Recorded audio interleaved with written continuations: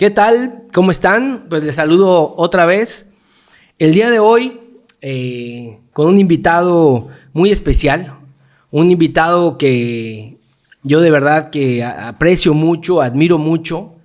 Me parece que de los personajes de Campeche, lo tengo que decir yo para que no lo diga él y no sea vituperio, pues de las personas que más saben de las cosas culturales, del arte, en la actualidad en Campeche, ¿no? No voy a decir mucho más, le voy a pasar los micrófonos a mi maestro y amigo, a mi querido amigo Alfonso Esquivel. Muchísimas gracias por estar aquí conmigo. A ti por invitarme, gracias. No, hombre, ustedes por invitarme. Con mucho gusto. Pues la verdad es que, como me gusta a mí iniciar por el principio, tu nombre completo, ¿no? ¿De dónde vienes? ¿Dónde naces? ¿Tu familia? ¿Tus papás? Sí, bueno, mi nombre completo es Alfonso Esquivel Campos, cosa que agradezco, porque según me cuenta mi madre, cuando yo nazco bajo la advocación de la Virgen de Santa Ana. Entonces mi papá dijo Anacleto. Hijo, ese es el nombre que le corresponde. ¿Quién te salvó? Y mi mamá, pero estás loco, muchacho. ¿Cómo se puede poner Anacleto? Imagínate lo que le espera. No, vamos a ponerle un nombre normal, Alfonso. Entonces, bueno, por eso agradezco a Alfonso Esquivel Campos. Mi padre es oriundo de Tecash, Yucatán, es del cono sur yucateco. Y parte de mi familia vive ahí, todavía en ese municipio. Mi madre es de Pomuch. Ajá. Es pomucheña, es el Chacán, Campeche. Y bueno, ellos se conocen acá. Mi padre vivía en una vecindad que se llamaba La Modelo, que es donde hoy día está Hacienda. Allí estaba esa vecindad. Sí, hace ya varias décadas atrás. Claro. Y mi madre pues cuidaba a una persona adulta, una mujer de la tercera edad, y ahí trabajaba con ella, y ahí se conocen, se casan, y se van a vivir a la calle 47, o Brasil, en Santana. Ahí nace mi hermana, la primera que fallece, nazco yo, y luego nace mi hermana Clara. Somos dos vivos y una fallecida. ¿Y ella falleció? Mi hermana joven fallece desde los días de haber nacido. Ah, bueno.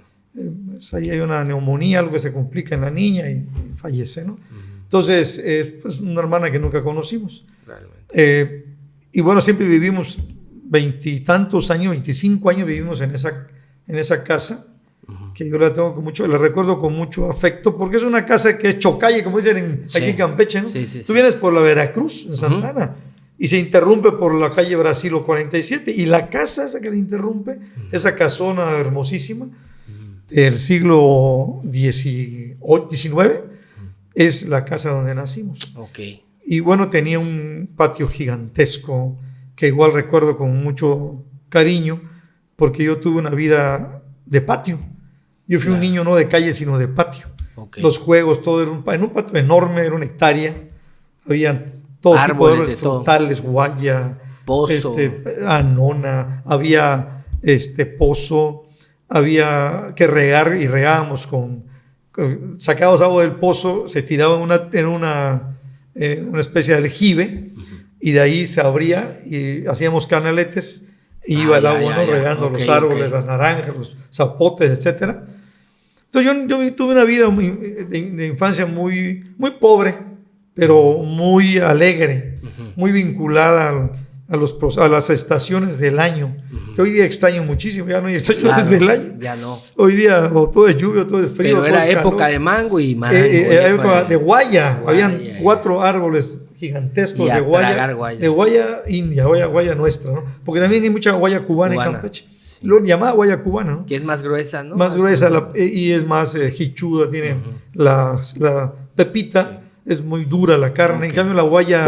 Un peligro la guaya, por supuesto, o sea, mucha gente se ahogó. Yo me pasé a ahogar con guaya varias veces. Es un peligro. Sí.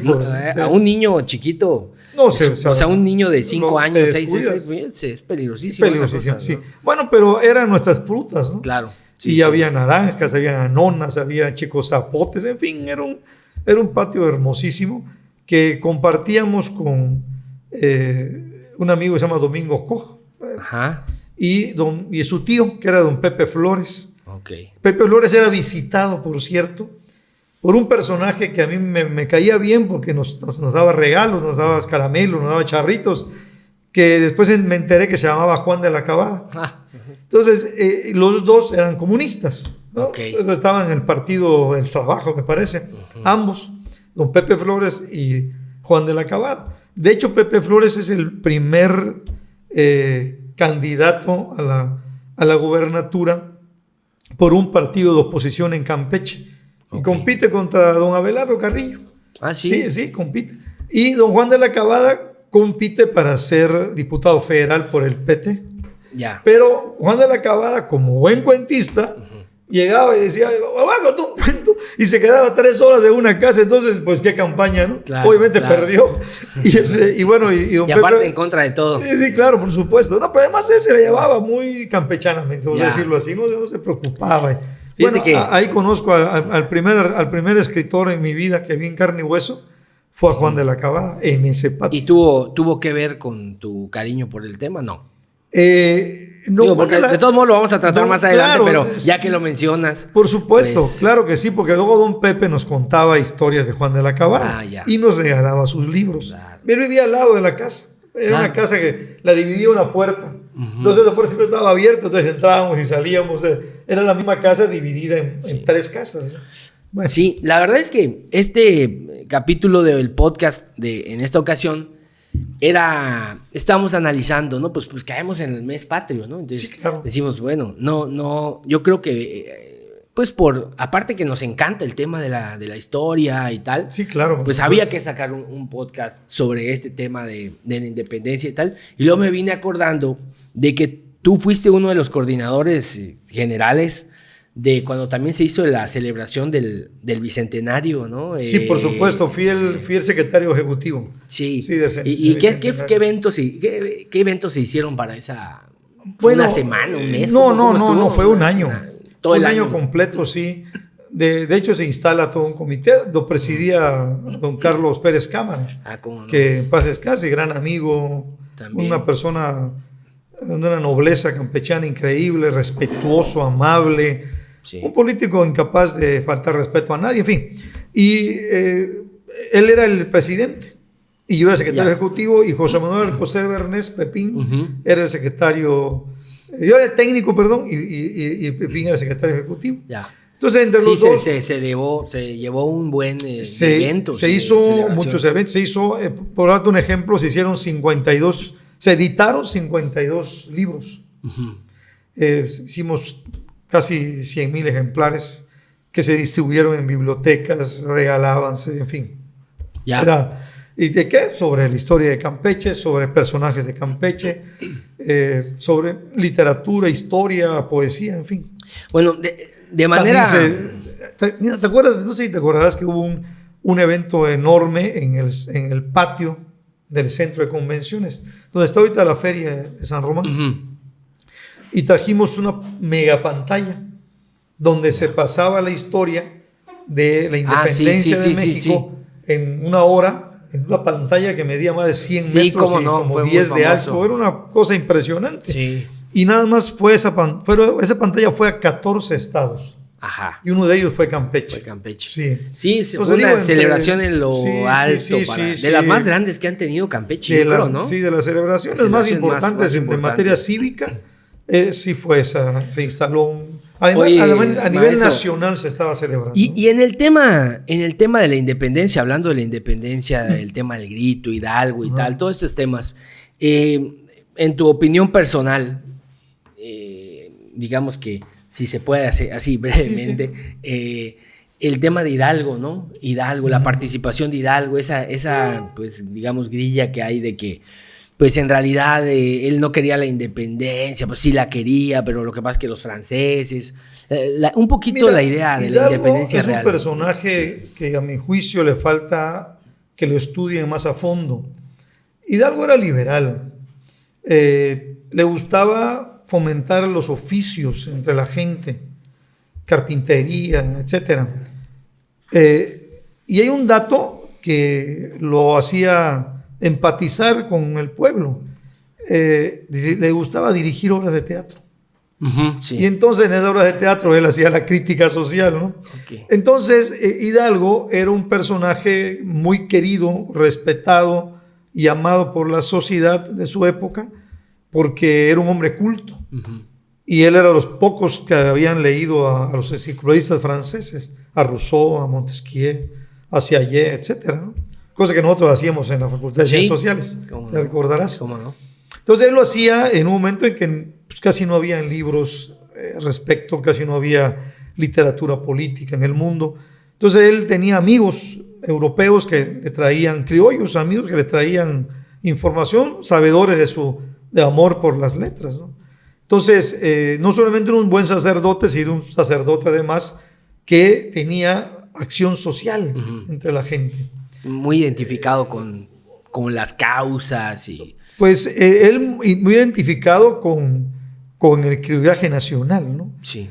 Y se daba cuenta de las injusticias que había. Una, por ejemplo, una injusticia que él siempre la manifiesta en sus escritos es que ¿por qué darle todo el dinero de la parroquia pobre de Dolores, Guanajuato, que en ese momento no era un estado, era una especie de distrito, y le daban, y ese dinero se juntaba en Dolores y todo se iba al arzobispado de la Ciudad de México? Y él decía, pero ¿por qué? Si aquí no hace falta el dinero, aquí están los pobres.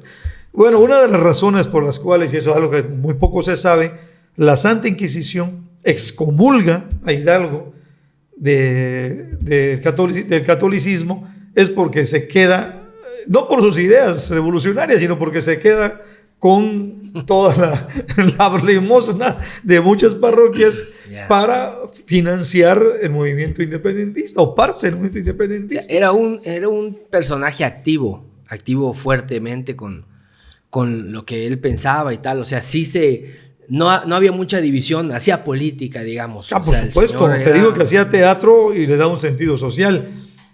Entonces, pues todas estas acciones de un hombre comprometido con la sociedad de su tiempo y sobre todo con los segmentos más pobres, pues le daba la fama de ser un líder. ¿Se sabrá de algún campechano que haya de alguna forma participado allá? En ese momento no que yo sepa, no que yo sepa. Hay campechanos ilustres en la vida política de México, pero en ese momento, por ahí quizás ahí en ese momento que yo sepa, no. Es un movimiento además muy local, acuérdate, sí, ¿no? Así es. El 15 de septiembre, para la madrugada del 16, él decide reunirse. Ya los estaban cazando, ¿no? Las gentes del virrey. Entonces se dan cuenta, y tenían un sistema distribuido por muchas oficinas que les informaba al movimiento independentista cómo venía la cosa, ¿no? Sí. Entonces se dan cuenta que ya los iban a detener, ya los iban a detener por el ejército del virrey, y él decide entonces ya lanzarse a la lucha armada, ¿no? Entonces el famoso grito de Dolores, porque es el grito, el lugar que hoy día es emblemático, como está la campana de Dolores y todo esto, en Guanajuato. Entonces, se lanza a la independencia, a la guerra de independencia. Es una guerra, como en todas las guerras, hay mucha sangre. Es famosísimo el sitio de la Alhóndiga de Granaditas, donde el ejército de Hidalgo logra penetrar y, según los historiadores, coinciden en que sí hubo una masacre, una matazón. Y dicen, el calor de la guerra, lo que tú quieras.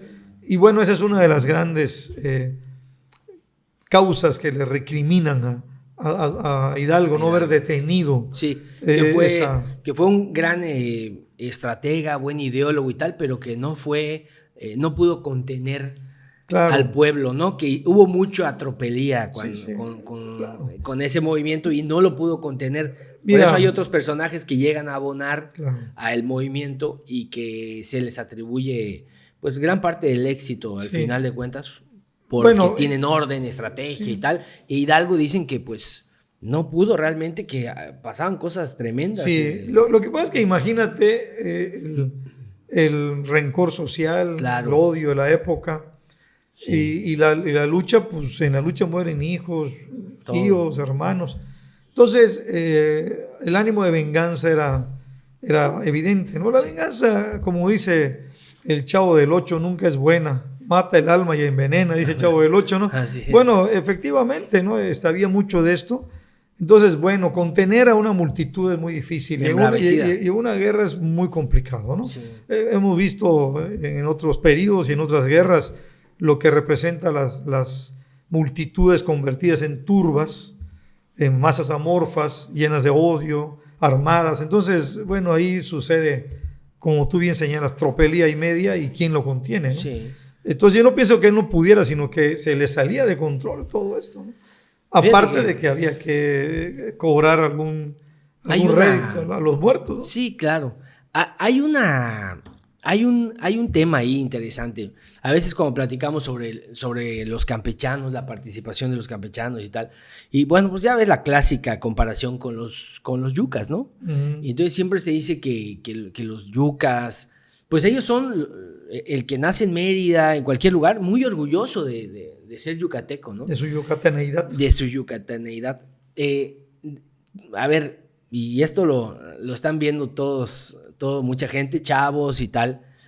Y yo creo que se pueden hacer la pregunta de decir, realmente el campechano en general, quizás con la cuestión histórica, pero ¿de qué tiene el campechano para estar orgulloso de sí mismo, ¿no? Personajes y eso. Muchísimas ¿Por qué cosas. se puede poner orgulloso un campechano de ser campechano? Muchísimas cosas.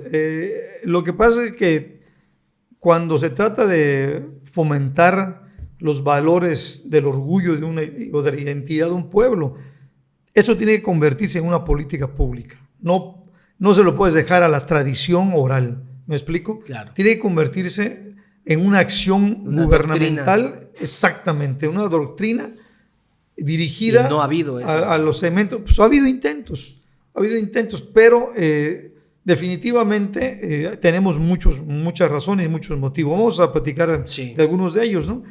Me parece que en la cuestión política y educativa, yo no digo que bastaría, pero sí es un ejemplo paradigmático, emblemático, mencionar a Justo Sierra Méndez, claro, cuya casa hoy día está convertida es un buen restaurante, un restaurante popular, se come bien y se come rico, sí, y se come barato, pero es la casa de un prócer que debería quizá convertirse si fuera en un museo. yucateco, ¿qué hubieran hecho, no? Bueno, sí, esa es la otra cosa, ¿no? Sí. Pues mira, voy a hacer un comentario sobre Yucatán.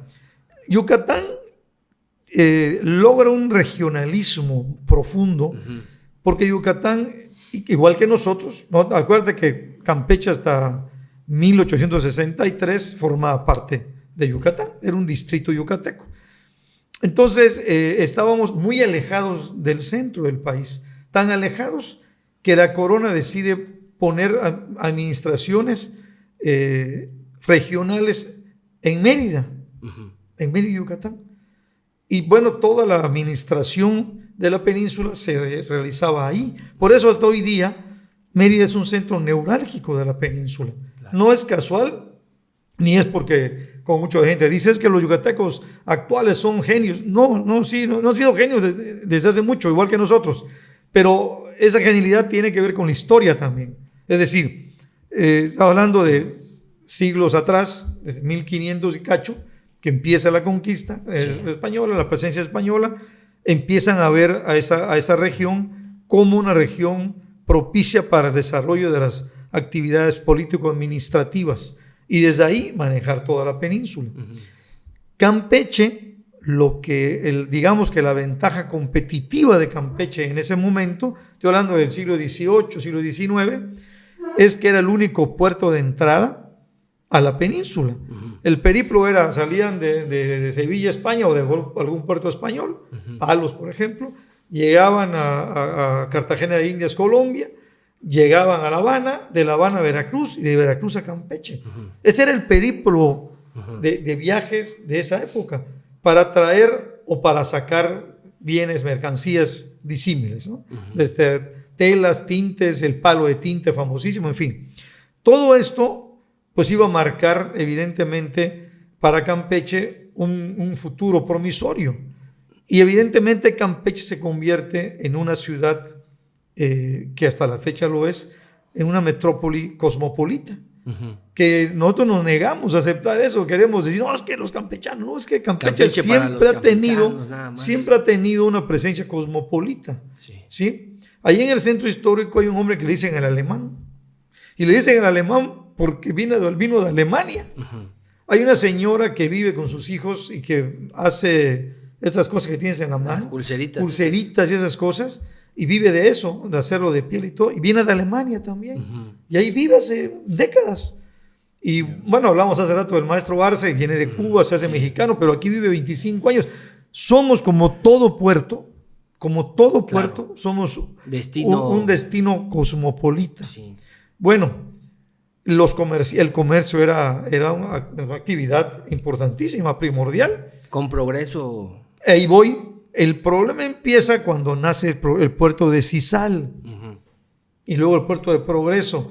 Digamos que ya empieza Yucatán a hacer su propio periplo comercial con el mundo, y es cuando entran en conflicto los intereses económicos y políticos, que va a derivar en que el 23 de abril de 1863 otro independentista, Benito Juárez Pablo García, hace que trae el mismo nombre que Pablo García. Coincide. Sí, de hecho, alguna gente dice, no, serán parientes. No pueden ser parientes porque Pablo García asume los apellidos castizos de la familia que lo adopta. Que ese es otro tema, ¿no? Es otro tema, porque él era totalmente indígena, como dice la canción, indito de Galatao, que cuidaba sus ovejitas, etcétera, ¿no?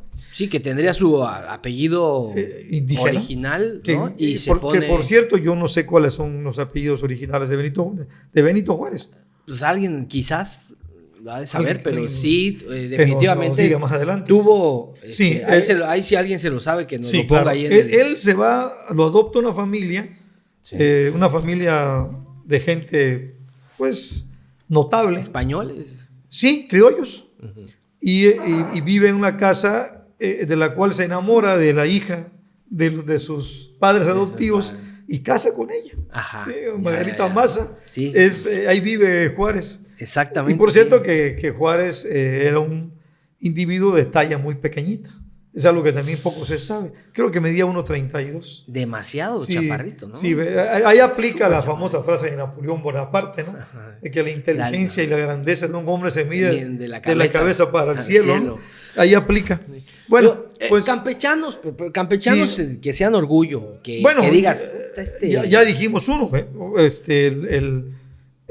Justo Sierra Méndez, que es un personajazo, quizás será el más grande personaje campechano. Si lo vemos desde el punto de vista histórico y de lo que hizo Justo Sierra, yo creo que sí es uno de los personajes más importantes de nuestra historia, que debería de tener algo más que un monumento en el malecón, ¿no? Sí, sin duda.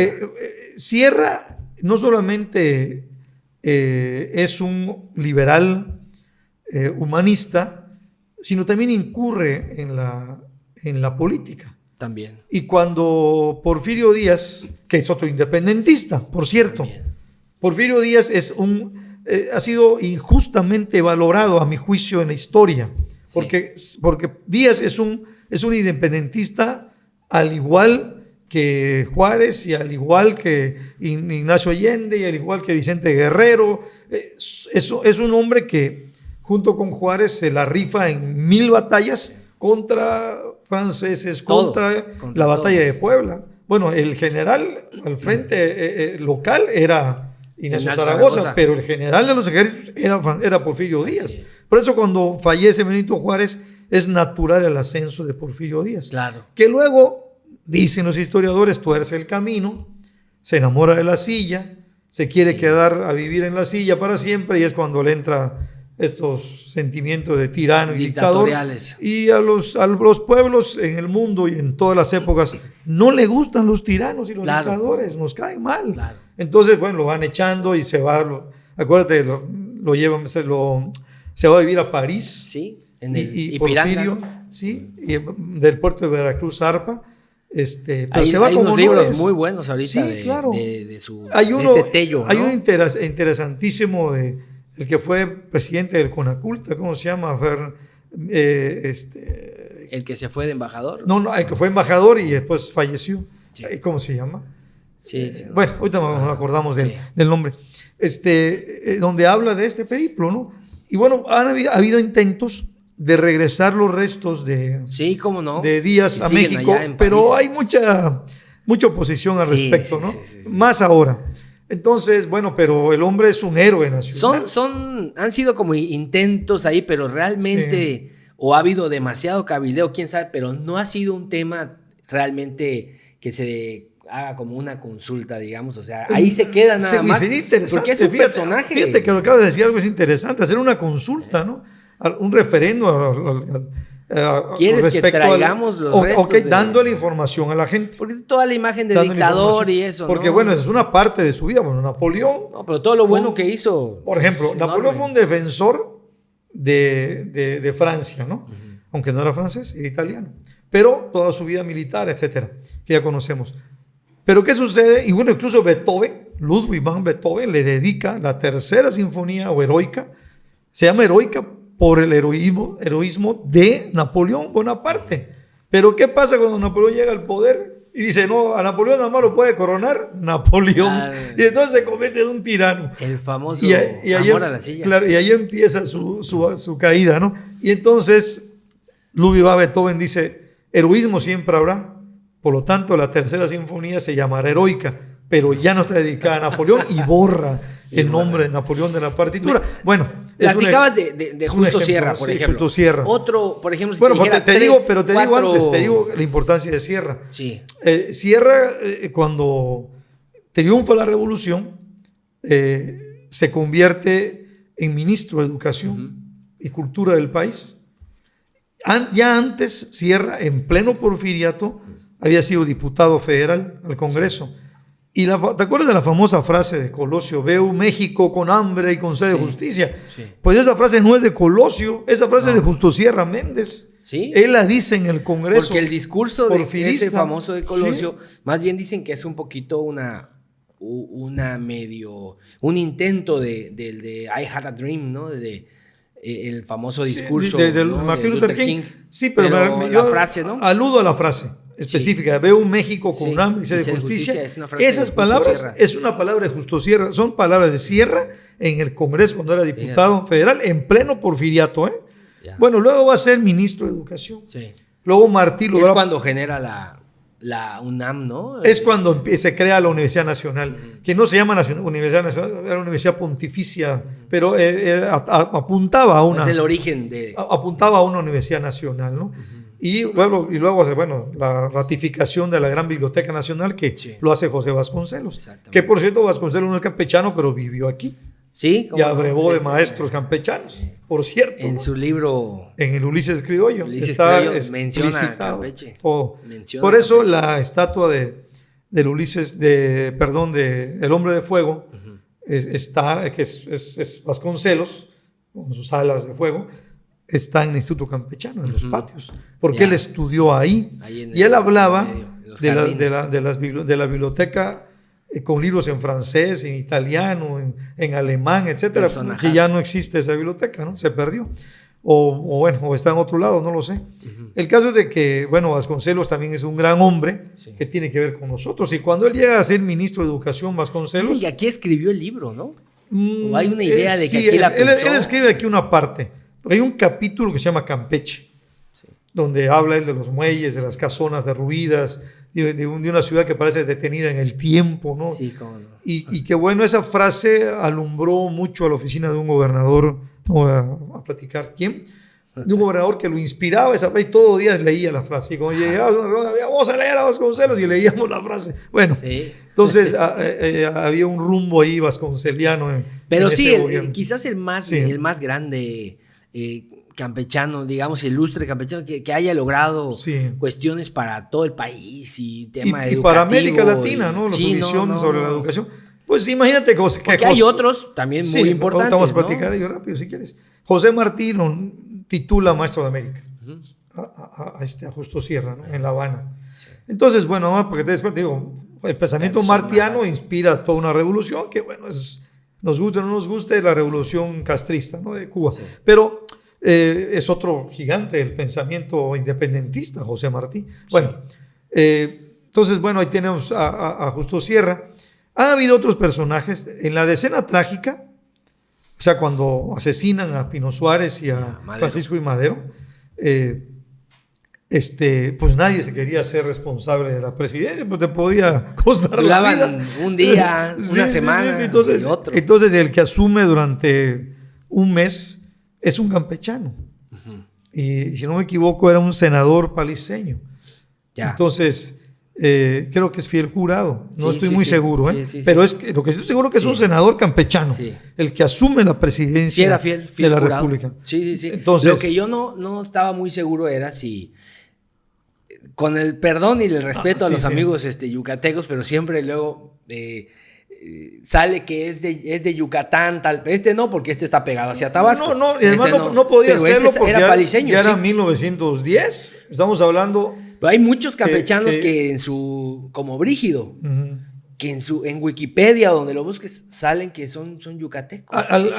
Pues sí, pero bueno, el otro día le comenté, creo que a ti te comentaba, que en el Centro de Convenciones de Yucatán hay una serie de estatuas conmemorativas, ¿no? A personajes yucatecos. Y ahí está la estatua ¿cómo se llama? No la estatua, el busto de Brígido Redondo, ¿no? Pero eso no es culpa de Brígido. O sea, a ti te dice, oye, me te voy a hacer pero tu él busto que se en Tabasco, autodenomina que campechano. No, él dice que él nació en Campeche. Como Chabela Vargas. No, él dice que nació en Campeche. No. Él dice que nació. Él dice que nació en Campeche. Se bueno, identifica campechano. No solamente dice, sino que aquí vive. Aquí ha vivido toda su vida, ¿no? Pero él se asume campechano. Él se asume campechano, por supuesto. ¿Y por qué el tema de yucateco? ¿Por qué saldrá? Tiene muchos amigos. ¿Será sus...? Tiene muchos amigos en Yucatán y tiene familiares como los tengo yo. No sé si tú tengas familiares yucatecos, pero yo tengo la mitad de mi familia son yucatecos. Y por algo, pues por eso pudieran decir que fueras yucateco, haz de cuenta. Bueno, tengo sangre yucateca y eso qué tiene que ver. Como así, como eso que tiene que ver, ¿no? Si yo aquí nací y aquí vivo, yo soy porteño, soy campechano y como pan de cazón. Bueno, por ejemplo, otro campechano. Hoy me tocó comer frijol con puerco, así que. Sí. Bueno, bueno, hay otro importante. Bueno, ese fiel, hay muchos. Ese era el único. Pero dentro de este periodo de que estamos hablando, creo que estaríamos hablando de que Joaquín Clausel es uno de los artistas más emblemáticos mexicanos, junto con el doctor Atl, hicieron un cuarto en el Palacio de Caracalla, donde vivía Clausel con su esposa, una noble, que se casa con él. Y todo el cuarto está pintado por las plumas de Clausel y del doctor Atl. Cuando llega el impresionismo a México. Son los impresionistas y paisajistas más importantes de la primera parte de la Revolución Mexicana, digo, por ponerle un periodo, ¿no? al asunto. Entonces Clausel estudia acá, o sea, nace en Campeche, estudia en Campeche, está estudiando la prepa, cuando... en el campechano estudiaban todos, ¿no? Sí, porque era el Benemérito Instituto Campechano, que habían jesuitas, hubieron jesuitas impartiendo cátedra en el colegio de Hay un San libro Miguel por ahí Estrada. que leí alguna vez que dice que hasta la emperatriz dio unos donativos ahí para que es muy posible, ¿no? se concluya. Hay un libro de José Manuel Alcocer de Bernés, de hecho la tesis doctoral de José Manuel Alcocer de Bernés habla sobre el colegio de San Miguel de Estrada, que es el Instituto Campechano. Es el instituto. Es su tesis doctoral, mamotreto, donde viene toda la historia. Bueno, entonces ahí estudia Clausel y siendo preparatoriano, visita a la escuela. ¿Quiénes vienen siendo familiares ahorita así de Clausel? Viven en México. En México. Sí, los conocemos viven en México. Lo que serían sus nietas y bisnietas. Viven en México. Ok. Sí, de hecho ellas nos asesoran en un momento de la historia administrativa de Campeche para comprar, no estoy seguro si 6 o 7 Clauseles, 7 Clauseles, que hoy día han estado en varios lugares los Clauseles. Estuvieron donde ahorita está la Alianza Francesa, Ajá, del Instituto Campechano, y estuvieron un buen tiempo. Y luego de ahí pasaron a lo que se conoce como la Casa de los Gobernadores, en la Avenida República, muy cerquita del Parque de Santa Ana. Ahí están hoy día, al otro día pero los fui a visitar y ahí pero están. ¿Es museo? ¿Se puede entrar? Es un museo, sí se puede entrar. Hay dos policías que te intimidan, o sea, digo, lo ves y dices, cara, y parece que es un... Como es una oficina de gobierno, la oficina de la gobernadora, muy poca gente sabe que ahí están los Clausel. Pero y no hay se puede entrar. Sí, te estoy hablando de que hace poco vino a Campeche a dar un concierto el gran concertista mexicano Isidoro Ramos, guitarrista de talla mundial, y lo llevé a conocer el museo. Pero él mismo me dice, oye, pero no hay nada que diga Museo Clausel. Digo, sí, efectivamente, hace falta difusión. Sí. Pero bueno, no vamos a meternos en eso. Pero se puede pasar, o sea, cualquiera puede ir. Sí, puedes ir. Es gratuita la entrada. No. Es gratuita la entrada, tú llegas, te anotas. Horario, sí, hay un horario normal de oficina normal. Claro. Tú llegas, te anotas y pasas. Y está muy bien hecho, muy bien hecho. Se hizo en el periodo, sí puedo decir. Sí, todo lo que sea. Se hizo en el periodo del Purush, en el Purushato. Se hizo ese museo y se compra la casa de los gobernadores. ¿Sabes de quién era la casa de los gobernadores?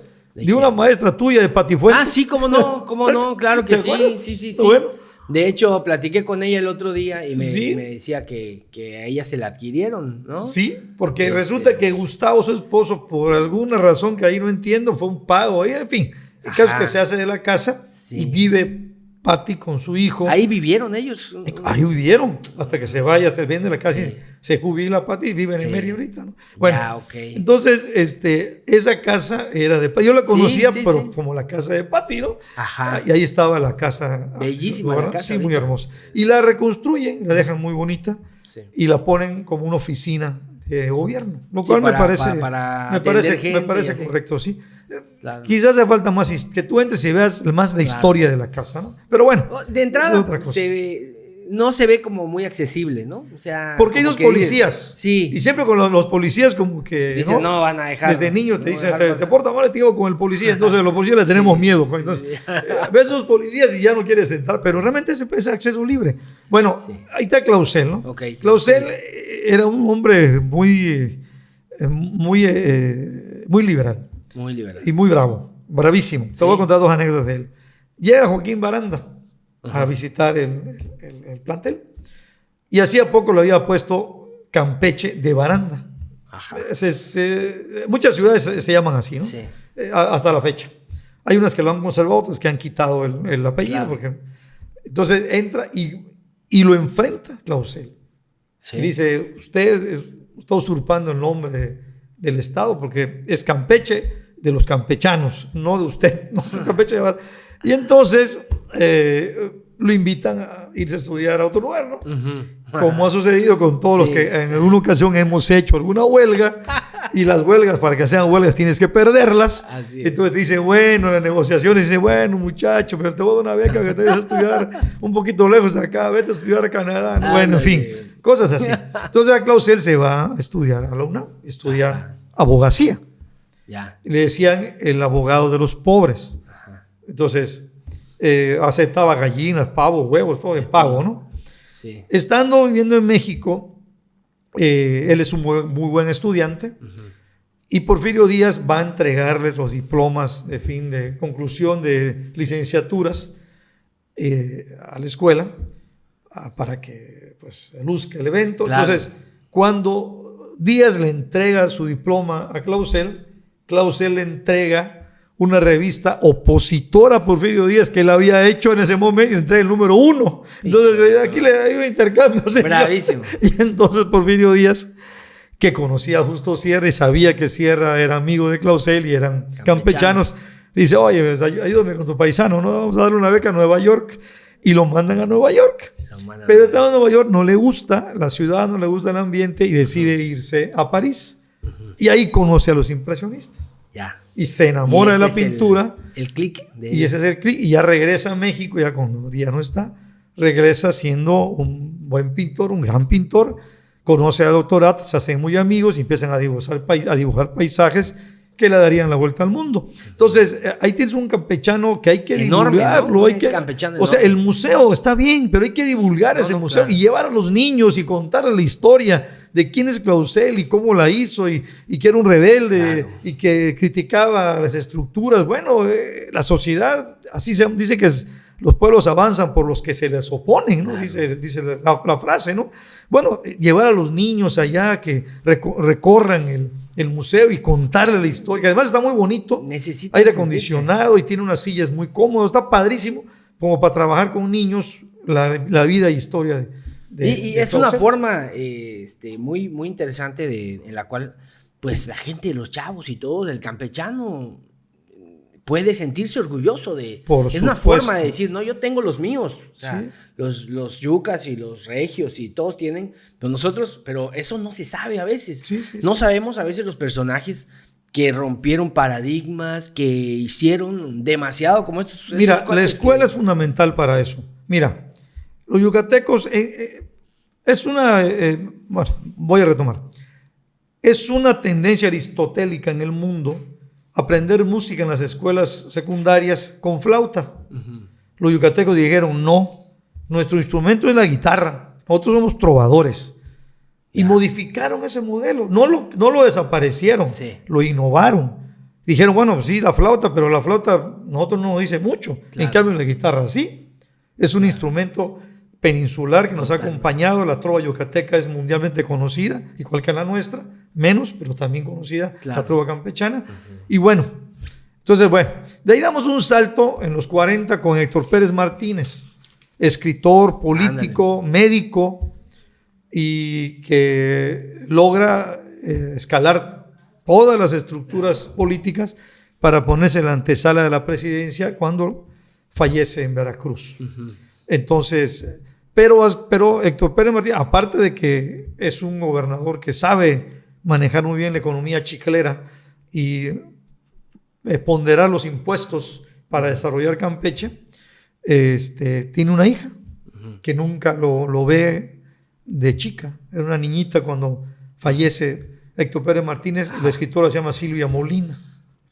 Es una gran escritora mexicana consagrada, conocida a nivel mundial. Vive en México igual. Vive en México. Ella adopta su nombre artístico, el apellido del marido, el arquitecto Molina. Que son Entonces, yucas. No. Porque hay unos Molina muy conocidos. Bueno, sí, como probablemente sea. Sí, hay Molinas, pero no es un arquitecto, es chilango, ¿no? Entonces, Silvia Molina, pues es una gran escritora, campechana, ha venido infinidad de veces a Campeche. Y bueno, o sea, es un personaje que valdría la pena no solamente difundir su nombre y lo que ha hecho, sino difundir su obra, ¿no? Claro. Y hay una gran novela de ella que se llama Héctor, que es la vida de su padre. La no vida con su padre, ¿no? Que nunca por los viajes y por todo esto de la ocupación política, era la hija más chica, nunca tiene una relación con el padre como ella hubiese querido tener. Bien, Héctor Pérez Martínez es un excelente escritor. Hizo un libro que se llama Juárez el Impasible, que es un librazo. Tremendo libro, de los más hermosos de Juárez, ¿no? Y un libro reconocido por el talento literario de Héctor Pérez Martínez. Entonces, bueno, ahí tenemos otros dos personajes que podemos... hay muchos, pero por mencionarte esos dos. Algunos, ¿no? Sí, claro. Bueno, ¿cómo ves tú esto, por ejemplo, en la actualidad? Vamos a ponerle, digamos, en la actualidad, pero de unos años para acá, no tan de ahorita nada más, 20 años, tal. ¿Quién dirías tú que, por ejemplo, vamos a decir 4, 5, 6 hombres o mujeres que tú dijeras, de plano son los más cultos ahorita, gente más aletrada de Campeche, más culta, metida en eso? Hay varios. Mira, Jorge Volpi, el gran escritor mexicano, el que escribió una obra que le permite ganar el premio Planeta en España, En busca de Klingsor. Es una obra maravillosa que mucha gente pensó que la había escrito un alemán por la metodología, el rigor, la belleza estética, en fin. Jorge Volpi es de ascendencia campechana. Su madre es carmelita. Ok. Entonces, él lo ha dicho públicamente. Ajá. Entonces, bueno, él vive en México, su carrera ha sido allá, fue presidente del Festival Internacional Cervantino, director de difusión cultural de la UNAM, es un escritor consagrado, ha ganado 2 veces el Premio Planeta de España. Cultazo. Sí, es un hombre de culto. Bueno, él fue el que hizo el famoso libro sobre esta francesa que es Florence Cassés, y donde él denuncia todas las irregularidades de la detención de Florence Cassés. Sí. Y bueno, entre otras cosas, que ha escrito muchísimas. Ha escrito sobre el 68, ha escrito sobre Otzinapa. Es un personaje que genera opinión pública. Sí. Muy inteligente. Jorge Volpi es de origen campechano, pues porque nos rescataron. Claro. Si hubiera sido de origen yucateco, ya estarían haciendo el homenaje a los yucatecos de Jorge Volpi. Bueno, otro personaje. Pero nos vemos mal refiriendo a Yucatán, pero es que así es. No. Es que así es. Bueno, el caso es de que ahí tienes a Volpi, Hernán Lara Zavala, personajazo de la vida literaria actual mexicana. Lara Zavala, escritor del Charras. Él era primo hermano del Charras, Efraín Calderón Huerta, que es asesinado en Yucatán. Y bueno, se habla ahí de un gobernador, no nos consta, nunca se esclareció, pero bueno, el Charras era un líder sindical. La reconstrucción de la vida la convierte en un libro, Lara Zavala, que se llama El Charras, ¿no? Bueno, entre otras toneladas de cosas que ha escrito. Y Hernán igual ha venido muchísimas veces a Campeche. Él es de los Lara de Jopelchen. Es de los Lara, pariente del doctor Lara, que en paz descanse, Diana Lara y todos los Lara. Y bueno, y Hernán ha sido también director de difusión cultural de la UNAM. Actualmente anduvo también por el Fondo de Cultura Económica, ahorita no sé por dónde ande, pero es otro escritorazo. Y de la clase, digamos, social, campechana, política y tal, no tan dedicados a lo mejor a lo que tú digas, cuate es muy brillante, muy gran, culto, uno que sabe mucho, que ha leído mucho. Para no meterme ahora así como decía un gobernador, vamos a hacer la enciclopedia hasta el último muerto, y ya si está vivo, ya no lo metemos, hasta ahí vamos a terminar. Un día le dijo, bueno, tienes a Román Piñachán, que hizo la enciclopedia histórica de Campeche más importante, 7 volúmenes. La coordinó él académicamente y yo la coordiné administrativamente. Sí, claro. Y Román Piñachán es un campechanazo que es reconocido en el mundo de la antropología mundial como una referencia para entender Mesoamérica. Todo Mesoamérica. No solamente Calakmul, todo Mesoamérica. Su vastísima obra fue editada por el Fondo de Cultura Económica, casi en su totalidad, creo yo. Y Román Piñachán era un hombre de aquí, de Campeche. Y se fue a estudiar a México. Alguien le preguntó en un homenaje que le hicimos, le preguntó, ¿cómo decidió usted ser antropólogo, doctor? Y Román era un hombre súper sencillo, súper sencillo. Y le contestó lo siguiente, palabras más, palabras menos. Mira, se agarraba siempre la nariz. Mira, cuando terminé la preparatoria, empecé a caminar por el campus universitario, veía las facultades y de repente vi como un indio piel roja, ¿no? Y abajo decía becas. Y yo dije, aquí soy. Era la escuela de antropología e historia. Decía becas, o sea, no tenía dinero. Entonces él tenía que buscar. Entonces dice becas. Dice, aquí soy. Y que diera la beca. Y así cuenta, da respuesta a esa pregunta. Que a lo mejor alguien esperó una respuesta así muy filosófica, ¿no? Dice, buscando una beca encontré... Así.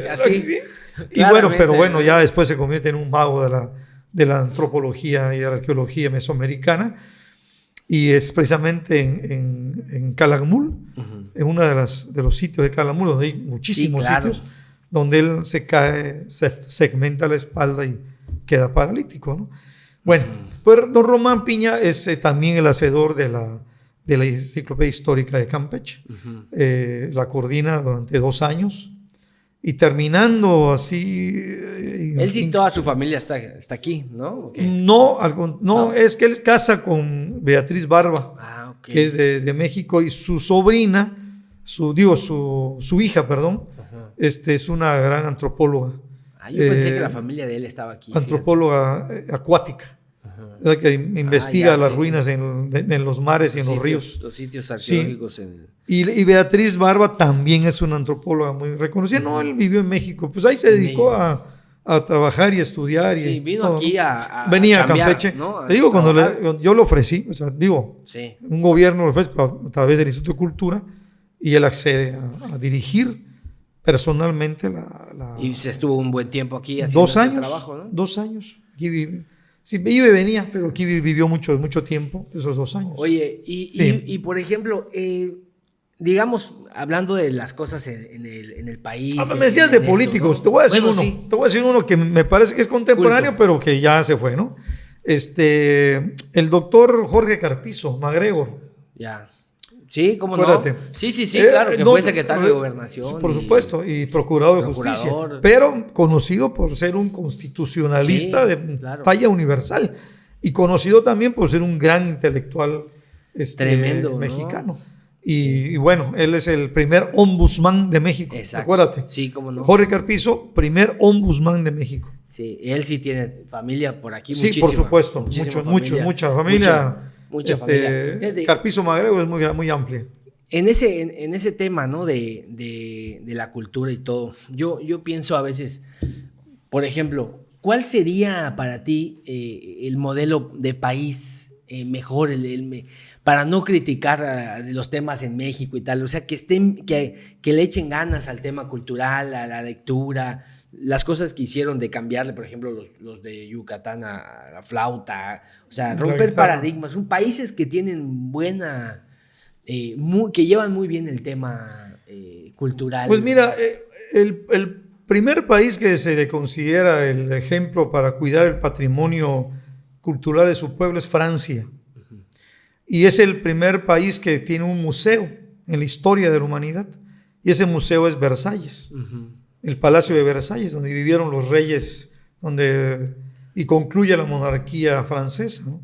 Después de la Revolución Jacobina de 1789, pues prácticamente guillotinan a todos los nobles franceses y queda abandonado Versalles. Va a ser en el 19 va a ser convertido en un museo.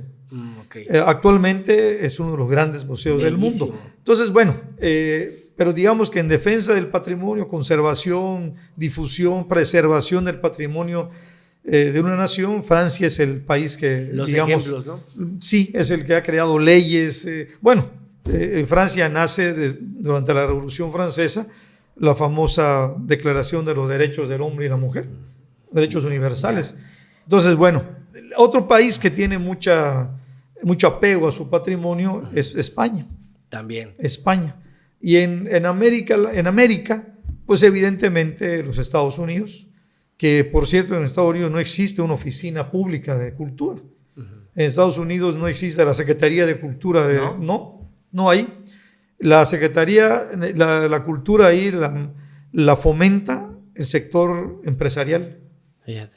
Tienen la obligación, se llama responsabilidad social de las empresas. Es un capítulo fiscal muy interesante de los gringos. Ellos tienen, los empresarios, la obligación de que un porcentaje de sus utilidades netas la destinen al fomento de la sociedad civil. Entonces, ¿qué hacen? Convocatorias para la danza, para la música, para la ciencia. Hay para todo, hay para ciencia, para tecnología, para las artes. Es una estructura chingoncísima, amigo. O sea, yo cuando la conocí dije, wow, esto es, porque no depende del gobierno. Si no tiene tendencias, no tiene exacto, no depende del gobierno, no depende de la ideología de un partido, depende del artista y de su talento. Sí. Entonces, ahí existen regiones culturales y hay una especie de comisionados, pero son sociedad civil. Yeah. No hay hay injerencia pública en el sentido de aportación de recursos presupuestales públicos a la cultura, sí lo hay. Te recuerdo que, por ejemplo, la Casa Blanca tiene un centro en donde cada año homenajean a algún artista, ¿no? ¿Cómo no? Por ejemplo, Led Zeppelin ha pasado por ese homenaje, B.B. King, en fin. Entonces, el gobierno participa de ese fomento. Se hace diferente. Pero la dinámica cultural y artística de los gringos depende de los volúmenes de inversión privada destinados a fomentar proyectos de orden cultural. Digamos que viene de la sociedad. De la sociedad civil. Sí, civil. A la sociedad civil. Sí. Es una chingonada. O sea, es un modelo, no es fácil, ¿eh? No, hay broncas igual, ¿eh? Hay quejas y eso. Es obligado. Pero, es distinto. Mira, yo por ejemplo conocí en Rhode Island, que es una isla de Boston, de Massachusetts, no de Boston, de Massachusetts, un proyecto interesantísimo. Ese día que llegamos, nada más para darte un ejemplo de lo interesante, todos los que estaban ahí trabajando y subiendo y bajando estaban en pelotas, ¿sí? Y otra cosa es que como estaban en pelotas, veíamos que estaban todos tatuados. Ajá. Y todos nosotros éramos 7 directores de cultura de México que nos llevaron a ver ese proyecto. Ajá. Y nos preguntamos, pues, ¿por qué están todos tatuados? ¿Por qué están todos en pelotas? Bueno, resulta que ese día estaban ellos organizando una marcha de la diversidad sexual para el día siguiente. Y entonces ellos, ese grupo iba a desfilar en bicicleta, en moto, en coche, pero desnudos. Ajá. Todos estaban en su ejercicio. Bueno, pero era un edificio de 7 pisos. Ajá. Y bueno, cuando llega el presidente de ese grupo, la asociación, le preguntamos, bueno, ¿y por qué todos están desnudos? ¿Y por qué todos están tatuados? Dice, bueno, nos contesta nuestro de la marcha y luego nos dice, este proyecto está destinado exclusivamente a artistas expresidiarios. O sea, para estar aquí tienes que haber estado en la cárcel antes y ser artista. Ya. Y hay un comité que selecciona diferentes tipos, todos siempre de formas. Ahí voy, entonces bueno, y el edificio, porque tenían imprenta, cafetería, teatro, en fin. Todo. Nos los donó un empresario de Boston. Mira, yo creo que tenemos un modelo, ¿no? Pudiéramos seguir charlando de miles de cosas, porque aparte a mí me gustaría saber no solo de la independencia, también de cómo participó Campeche, la revolución y diferentes momentos. Sí. La verdad es que los tiempos a veces de esto ya es que son muy breves. Yo quisiera agradecerte mucho, pero aparte cerrar con una pregunta que cuando me acuerdo la hago, ¿no? Que es una pregunta un poco personal, un poco hacia ti, pues ya con la experiencia que tienes de vida, de años, de dar clases, de haber viajado, de haber tenido cargos en el gobierno, privados y tal, yo te preguntaría, y luego eso le sirve para la gente, los que nos oyen de ejemplo, ¿no? ¿Cuál sería el consejo que tú te darías a tu propio yo de cuando tenías a lo mejor 15 años? ¿Sabes qué? Haz esto, tal. ¿Qué consejo te autodarías si tuvieras la capacidad de poder darte un consejo de cuando eras un niño? ¿Qué te faltó? ¿Qué hiciste? ¿Qué debieras de haber hecho? Mira, cuando termino de estudiar mi primera licenciatura, que fue en economía, luego hice ciencia política y luego he hecho 7 maestrías y he concluido actualmente un doctorado en psicología social. Cuando yo termino la primera licenciatura, me ofrece la fundación alemana, de la socialdemocracia alemana, la fundación Friedrich Ebert, me ofrece una beca para estudiar economía en Alemania. Y yo la rechazo bajo el argumento de que tenía que venir a ayudar a mis padres, lo cual era cierto, a la economía familiar. Mi hermana todavía no trabajaba, mi papá pues ya no podía trabajar como antes, siempre fue estibador de muelle mi padre. Entonces, pues, era un ingreso muy limitado. Mi madre, las labores de la casa, que eran terriblemente copiosas, como todas las labores domésticas. Y bueno, yo tenía que ayudar. Entonces, rechazo la posibilidad. Yo diría que, si ahora me preguntas tú eso, yo diría, pues, si es tu caso, joven campechano, acepta la beca. Y haz un esfuerzo y vete y síguete preparando y quizá tu destino sea no vivir en la periferia. Vivir en la periferia tiene su encanto. Vives con la familia, vives con tus amigos. Pero quizá eso también sea una limitante para un desarrollo personal más intenso y la posibilidad de hacer algo mucho más, porque todas las grandes dinámicas, hasta donde conocemos, están en los centros, no en las periferias, ¿no? Entonces, y bueno, Campeche siempre ha sido un una región periférica de México y del mundo. Así ¿sí? es. Entonces, no digo que, no estoy criticando, estoy hablando de condiciones reales, concretas, y no solamente geográficas, también de otro tipo, intelectuales, artísticas. Pues sí consideras que fue una oportunidad que considero que fue una oportunidad que dejé de ir. No debiste haber dejado. Y que no me arrepiento, eso debo decir, no me arrepiento porque yo disfruté. Fue por una causa. Disfruté justa, mucho a mis padres, mucho. A los dos los enterré. Bueno, no están enterrados, sus cenizas descansan en unas urnas. Pero yo disfruté mucho a mi familia, a mi hermana. La sigo disfrutando, a mis tíos, a mis primos. Claro. En fin, digamos que soy un hombre que no renunció a su provincialismo y decidió vivir en una provincia periférica, una quizá de las más aisladas del mundo. Pero hoy día ya con el internet, ya con estas nuevas tecnologías de la información, pues ya no hay nada nos queda lejos. Claro. Pero de todas maneras no hay nada como vivir la experiencia.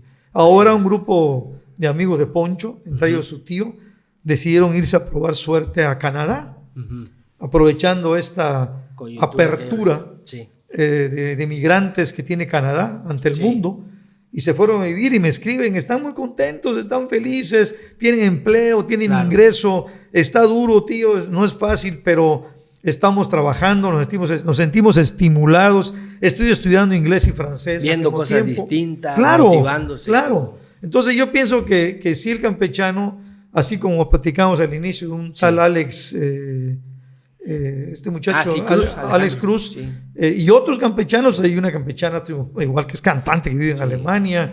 Tengo una amiga que es la hija de un amigo que es periodista que vive y trabaja en Alemania. Sí.